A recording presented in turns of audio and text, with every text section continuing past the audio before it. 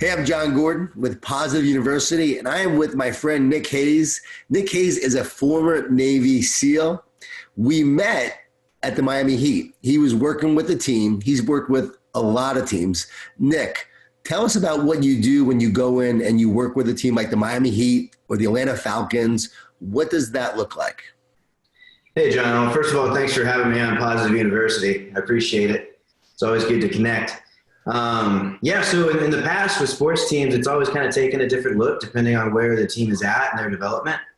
But for the most part, it's centered around developing culture, which is something that, it sounds like this magical thing. There's culture in the air, and everybody means something different when they say it. It's a little bit whimsy. Kind of like, the word love. We can all say the word love, but we all mean something else. The Greek have like 7 words for love, and they're all different. One's passion, one's friendship, one's family. What does love mean? I can love a cup of coffee. I can love my wife. What's the difference? That's kind of how culture is. One thing that I've learned is that you can't have culture without a standard that has backbone. So usually the first part is like establishing who the influencers are in the group, giving them a voice, and then them working with the coaches to establish a standard that can actually be used.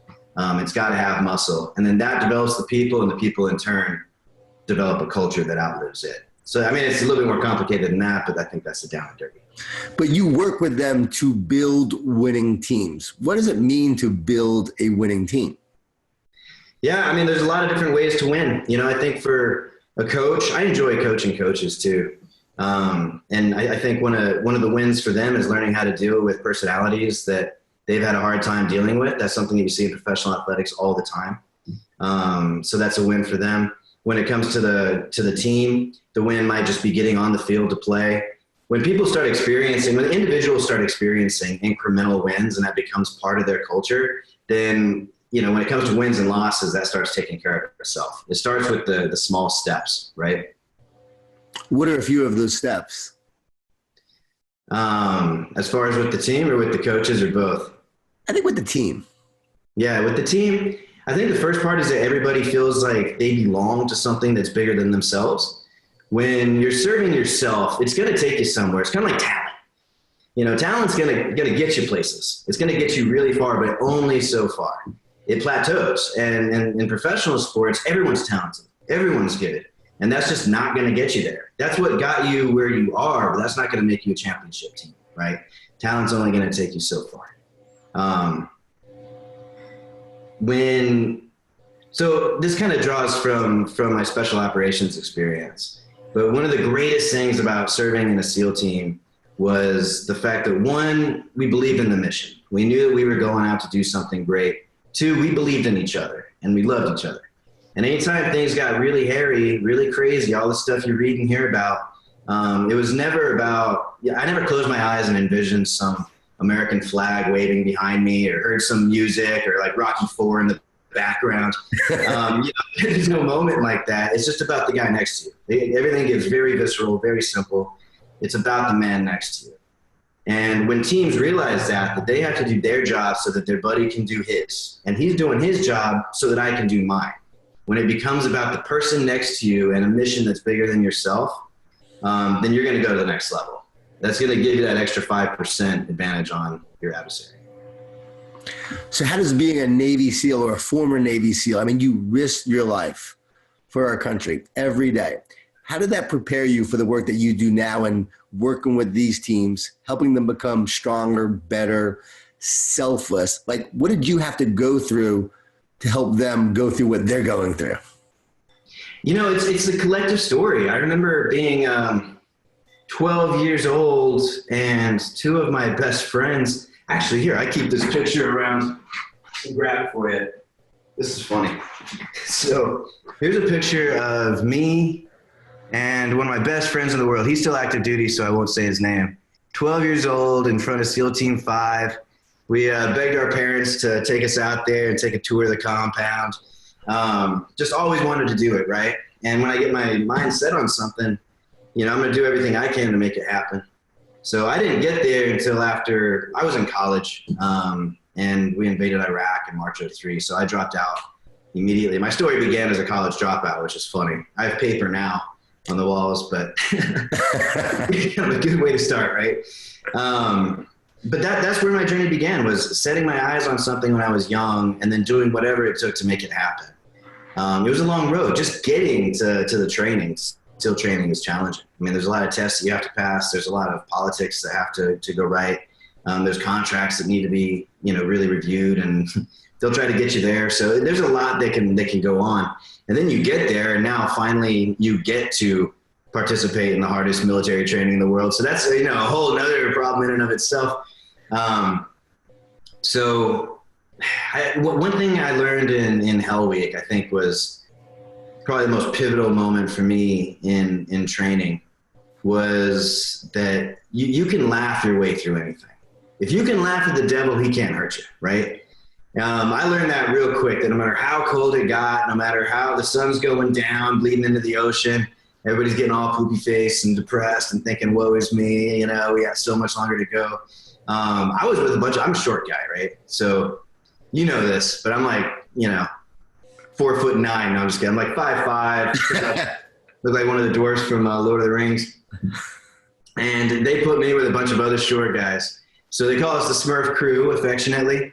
So a bunch of Smurfs. We even drew like a Smurf on our boat that we had to carry on our heads and stuff. Just running through the water, running through the sand, getting beat up, losing every race. They say it pays to be a winner. Never experienced that. There's all these tall guys just blistering speed by us, So the one thing that we learned really quick is that we were really good at being funny. And we could laugh our way through the entire thing. And the camaraderie that I felt with those guys, we're still best friends today, everybody on that crew. Going through it, like all these little lessons that I've picked. I could go on, but there's just so many little lessons that I've picked up, even just through the selection process, let alone, when I was serving on a SEAL team, when I lost my platoon chief in my second platoon, when I ended up getting out of the Navy and then going to contract for the CIA and working in Afghanistan and getting woken up at 6 a.m. doing an attack with bullets against the wall. Like, these are all stories that you can draw and learn from. But I think it's about being teachable. Anything that happens to you, if you don't keep your eyes open, if you don't live present, and if you don't actually think, what can I learn from this? Then they're for naught. They're just experiences that are going to go away. Because I've gotten every bit as much out of any of those stories as I have when I was working in my office, and I had a skylight, a different office, but I had a skylight, and this little bird got in to my office, and I couldn't get the bird out. I'm opening the windows, opening the doors, but all it saw was light was up, and it's cruising up and bumping into the light, and there was no way for me to show it a different way. It had learned things a certain way, and it was going to continue doing things a certain way, no matter what I presented to it. You can lead a horse to water, but you can't make him drink, kind of thing. I feel like I drew just as impactful of a truth out of that as I did, being in Afghanistan. So you told me that during Hell Week, a lot of people don't make it who you thought would make it. Why don't they make it? Yeah, there's a couple of different reasons. I think ultimately it comes down to self-talk. So we're all writing a narrative in our heads, and sometimes it sounds positive. Sometimes it sounds energetic. Sometimes it sounds funny. And sometimes it sounds like a little demon in the back of your head just growling, just growling at you. And I think that's what happens. People start listening to that demon. Like there was one moment where I remember I watched a guy next to me kind of break, nothing on, I hate talking bad about, I'm not talking bad about him, but I watched something happen. And like the sun was going down, we're taking baby steps to the water, and we know that we're about to get surf tortured, and it's gonna be a long night. So we're stepping in. They're asking us questions, trivia questions that are so hard that no one's gonna get it right. And if we get it wrong, we have to walk towards the surf or take off an article of clothing. And we were gonna wind up in our skivvies in the water. We knew it was coming. But the guy next to me, as soon as they asked him to take off his shirt, that's what did it. I saw him. He was just like, I can't do it. I can't take my shirt off. There's no difference in the temperature of the water and the way it feels if your shirt's on or off. It's not a wetsuit. It's a cotton shirt. It just doesn't matter. But for him, he just had this mental block where he was telling himself, like, I'm good as long as I have my shirt, and I can't lose my shirt. And he lost it. I remember in that moment, I was watching this beautiful scene in Southern California, sun going down, the sky painting up. I've been wanting to be here since I was 12 years old. I was just living the dream, and I was so thankful. I felt so blessed just to be there and have an opportunity. What was going on inside my head was not what was going on inside his head. So, you know, there can be more to it than that. There's other guys who get injured and can't push through. You know, they have to come back in 2 years. But a lot of times it's just a complete mental breakdown. The class that I graduated was with, I mean, we graduated 24 guys and started with right around 200. So the attrition is remarkable. And why did you guys make it? It goes back to a good sense of humor. It's amazing what levity will do to elevate you up and out of a situation. I think, you know, really powerful mental tool is the balcony approach, right? And I tell myself this, I don't know if you do this, but you're probably so used to talking to big crowds now, it doesn't matter. Anytime I'm like almost about to get nervous, I'll always remind myself a few things. And this only works for someone who operates in the red. Like on the end of the scale, like you're in the red, you're always a little bit high octane. This wouldn't work for someone who has a hard time getting out of bed. But for someone who's high octane, to get back to center, to get back to your optimal, you know, performance, for me, I'll pull myself out of the situation. Like I'm kind of watching it. I'll see the humor in it. I'll remind myself that it's really not that big of a deal.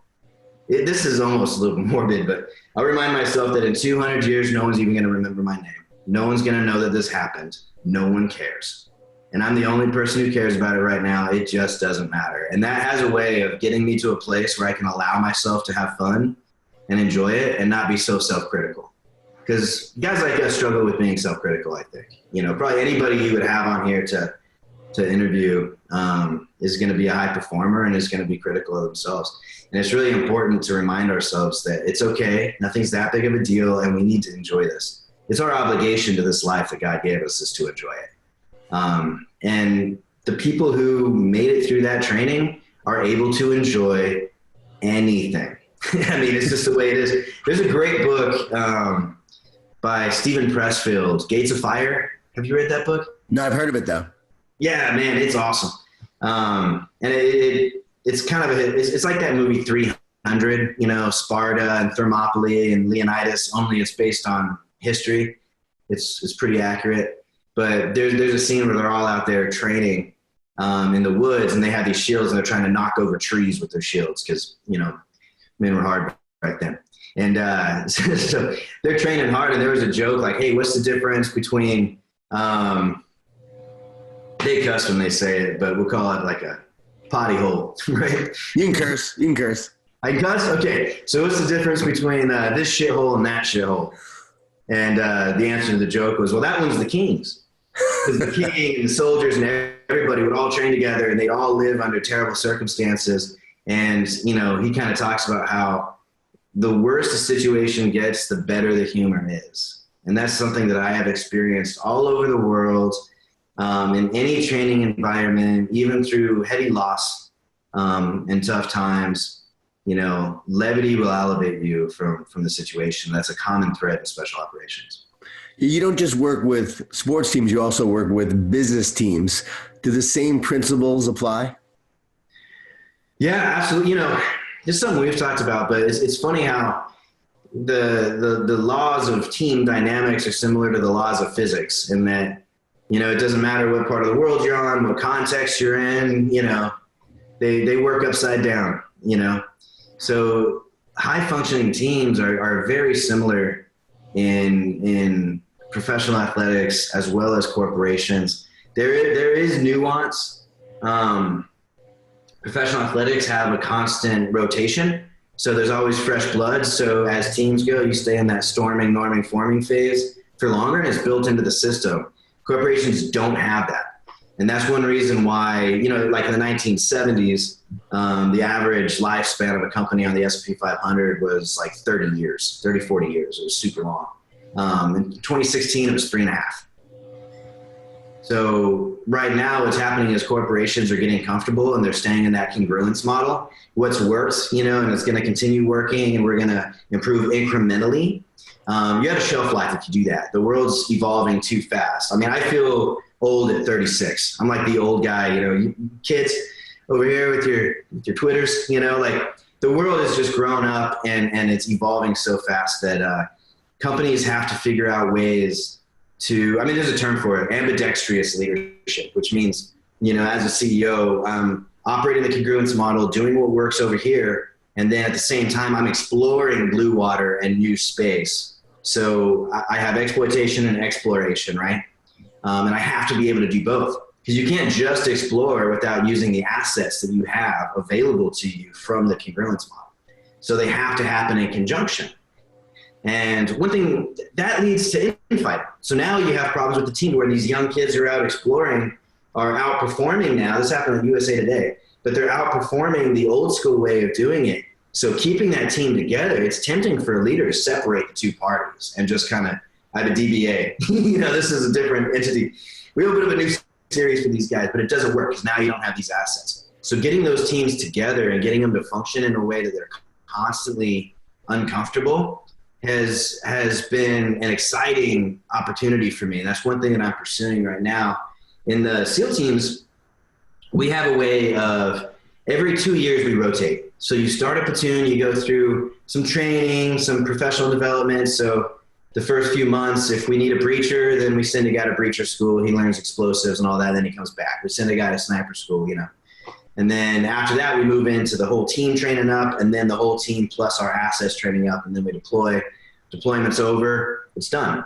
We start a new platoon. You start with new faces. You start with new leadership. So you're constantly storming, learning, and forming, and then kicking ass. That's just the way it is. And it's built into the system. So expectations are managed up front. Retention is improved because no matter how bad of a situation you're in, you only have a year left. You're not going to give up a retirement on that. And then your team is ultimately, the blade is sharper and much more effective because no one's comfortable with each other yet. This isn't the way it's always been. It's how can we dominate? I don't want to be right. I want to be better. And it's built into the system. So doing that with project teams is an exciting approach, and it works. What is storming, norming, forming? Can you explain that some more? Yeah. So when a team gets together, they have to discuss what are the norms? What do we want to get out of this? And then how are we going to handle conflict resolution? So you're kind of brainstorming, how are we moving forward with this? So essentially, if you consider a team that's starting with that compared to a team that's been around for 6 years, the team that's been around for 6 years isn't going to have this conversation. The team that's new is going to go through this collective set of ideals and then how we're going to deal with each other as a team, right? And then we're going to go ahead and get started on the process, and we're going to form a strategy. We're going to get this. So the innovation is built into the loop now. So you got the storming part. What does that include? That's the brainstorming, right? So we're all going to get together and we're going to it's whiteboard. It's chalk talk. Yeah. And the forming is when the team comes together and how you form? You're kind of formed by then. So it's essentially implementing that strategy. So you're forming that strategy and then you're exploiting your environment with it. Right. Well, clearly you are continuing to learn and grow and improve. You're continuing your education at Harvard, right? So what's that like to be a Navy SEAL who's now going to school at Harvard? Yeah, it was kind of funny. I think, imposter syndrome, it's a thing. So for me, I never really saw myself as a Harvard type. I went to business school at University of San Diego, and that's a highfalutin school. And it went really well, but you just kind of see that in a different light.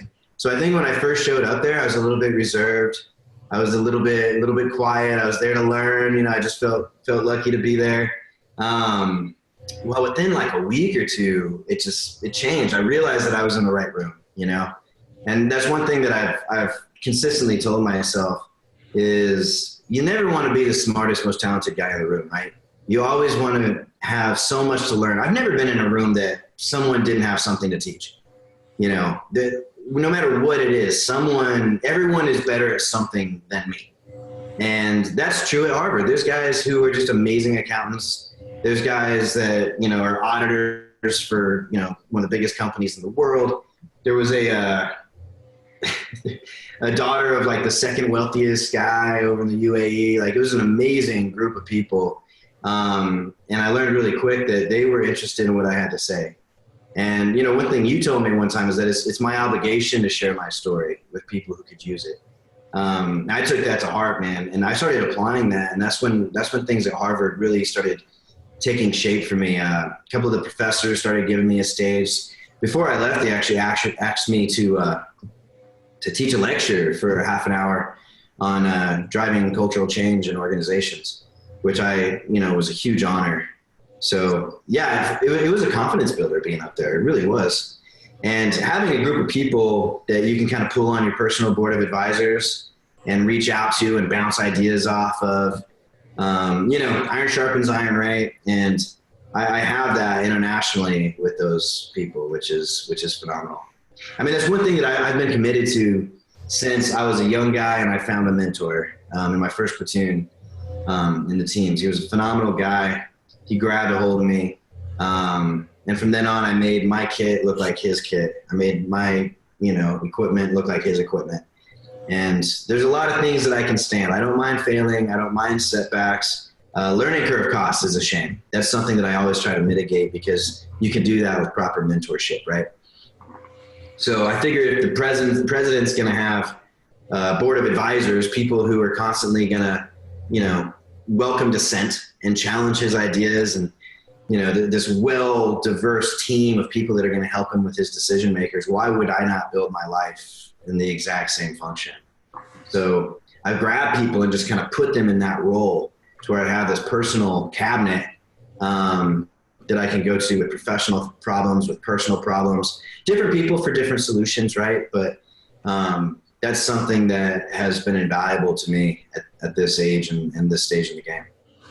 I love that you said you had to go to Harvard and that gave you confidence, like being a Navy SEAL and overcoming all that you overcame and all that you did and all you survived and the impact you made. Like, that didn't give you enough confidence on that?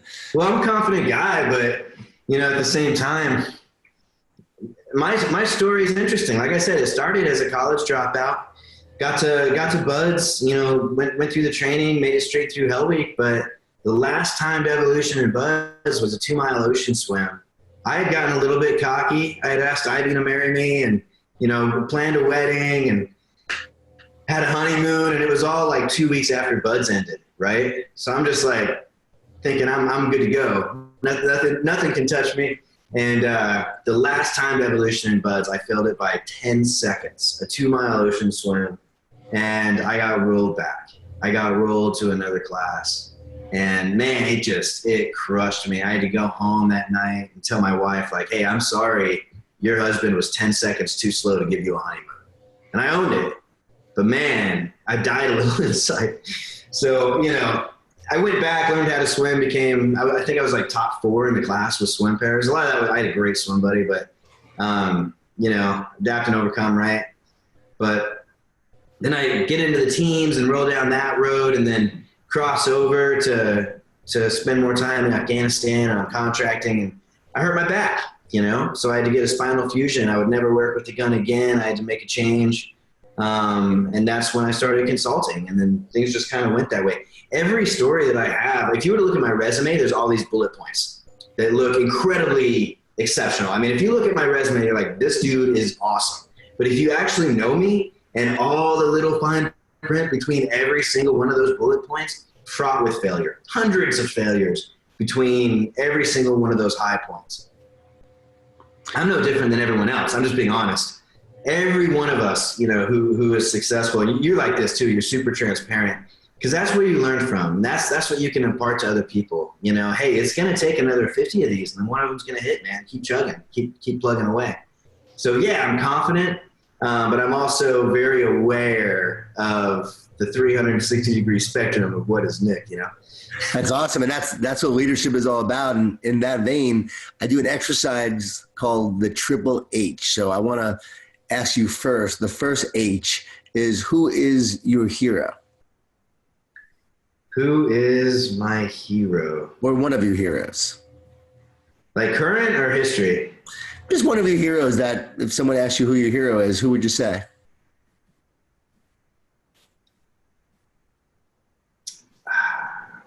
I like Ben Franklin.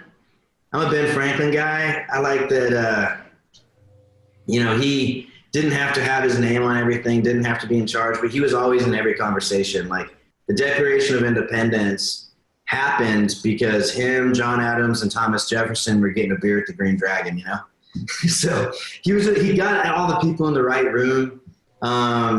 He asked John Adams to nominate George Washington as the commander of the army. He was always kind of in it, but he didn't have to be the guy.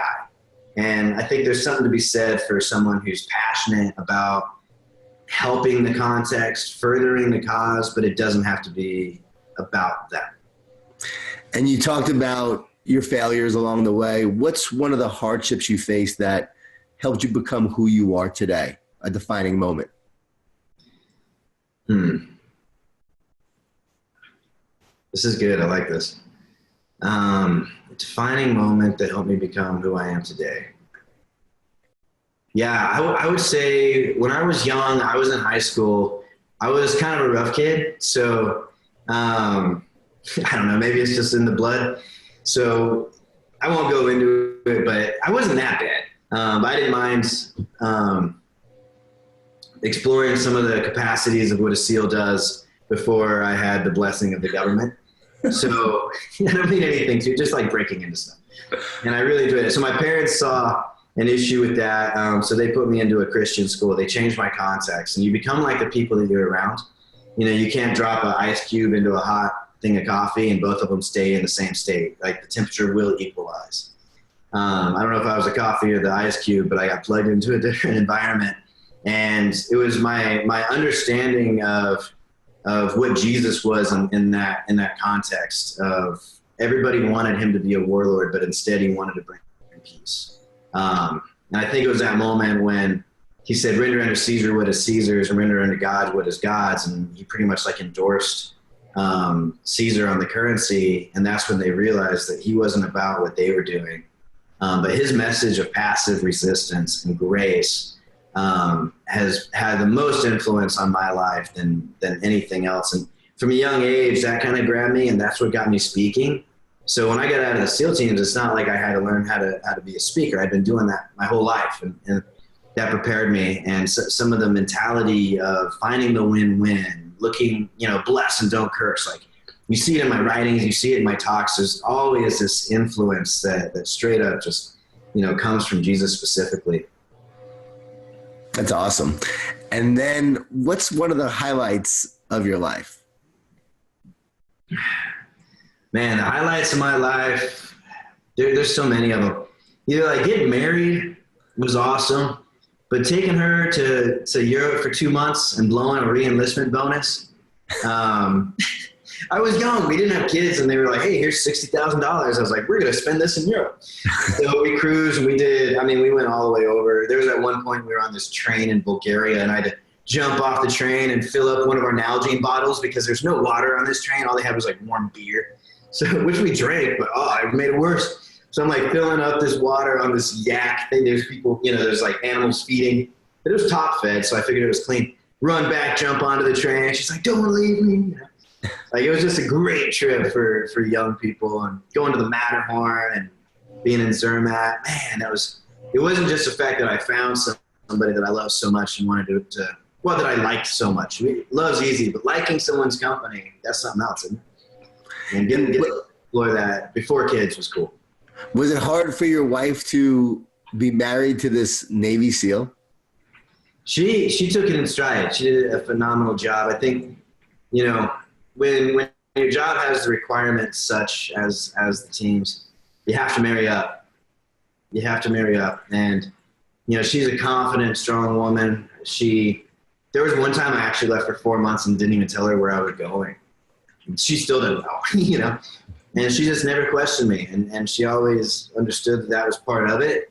When I got out and said, hey, I just want to spend 2 months in Afghanistan, come home for 2 months and go back over and over without the training cycle, which is why I kind of crossed over to doing the other gig. She said, great, what do you want to do for the 2 months that you're home? And we bought a 35-foot RV and traveled the country. I mean, yeah, she's been so much fun and has handled that really well. And one thing about, my life now and my job now is that, yeah, I'm still gone a lot. I still, go on the hunt and work for a living. But I think I just set the bar so low, so young, that she's like, well, you're not leaving for 6 months? Awesome. Like, this is great. 6 days. You spoil me. So she's used to it, and it's made life easy. As a Navy SEAL, do you always bring your training with you now as a civilian living a normal life, right? Are you always still thinking like a SEAL? Yeah, I think that, like when I walk into a building, I'll notice some of the exits and I'll think about certain things, but it's in no way a distraction. I consider that an asset, like it's good to constantly be challenging your environment, and thinking more or less like a computer, thinking in binary. If this, then that. If this happens, I would do this. It's just a mental game. It's a mental skill. But with the 3 young kids, though, that'll light me up pretty quick. Exactly. All right. So a couple more questions.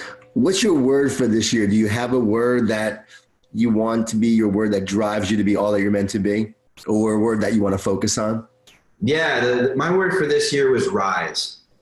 And that has so many different meanings for me symbolically, but it's also a call to action. Rise kind of came from working with the Atlanta Falcons, was just constantly on the back burner. It's been a part of things. But for me personally this year, it's time to let go of some things that I've been hanging on to, like actually establishing an online presence. This is something that's new to me. And, it's been a little bit of a challenge, but I need to rise to that occasion. I need to be comfortable being uncomfortable, start taking my own advice, and let people in. Let my guard down, and let people in. And in my community, that can be seen as a bad thing. And my reputation with my guys is so important to me. Reputation is everything. I never wanted to lose that, but now I've grown up a little bit and I've learned that it's not that you're saying a message, it's what that message is. And that's what you're held accountable to. So I'm going to rise to the occasion this year. I love that. And what I love about you is you're so selfless. You don't want to be in the limelight. I've been forcing you to actually, like, even being on this interview right now, like, you have so much to share and so many people to impact. I saw the difference you made with the Heat, right? I saw it firsthand. I know the difference you make with teams. And I'm like, Nick, you got to share your message because it's life-changing. It's team transforming. And so I really appreciate you just stepping out of that comfort zone and allow me to interview you and just being that person that's willing to now, be a game changer. Well, I mean, that's the power of mentorship, man. I appreciate you pushing me where I need a push. And I agree. I mean, I absolutely agree. I like helping people out. Everybody has their why, something that is bigger than what they do. The one thing that I always had in the church growing up and the SEAL teams, contracting with other groups, and then with every sports team that I've worked with, every article that I've written, I think every word that I've written, it's all based around the fact that I love teaching and helping. Even in the teams, I've helped more people than I've hurt. I love equipping. I love teaching. And I'm okay with it, So moving forward, like, I'm just embracing it, no worries. And, part of the reason why I love it so much is because, like, I knew a lot about operating when I was in a platoon, Like, I could clear a hallway. Everything was good to go.